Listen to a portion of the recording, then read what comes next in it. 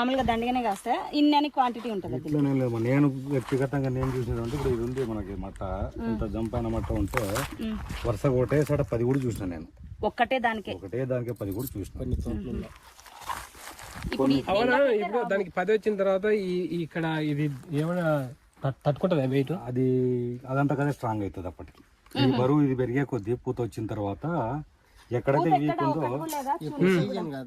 ఎక్కడైతే దానికి weak point ఉందో ఆడ అదే స్ట్రెంగ్త్ తీసుకుంటుంది.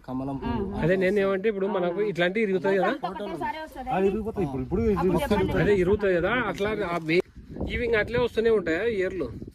ఇవి గాలివేర్లు పట్టుకుంటది అనమాట. ఇట్లా దీనికి సపోర్ట్ చెట్టును రాయిని గట్టిగా పట్టుకుంటదేమో. రాయి అంటే ఏ సర్ఫేస్ నైనా సరే ఏది దొరికితే దాన్ని అది సపోర్ట్ కోసం పట్టుకుంటది. ఇవి ఇంకా స్ట్రాంగ్ గా అయిపోతాయేమో కదా. ఇవన్నీ కదా ఇక్కడ చూడండి, ఈ వేర్లు చూడండి దీనికి ఎంత స్ట్రాంగ్ అయిపోయినాయో అసలు. ఒక చెట్టు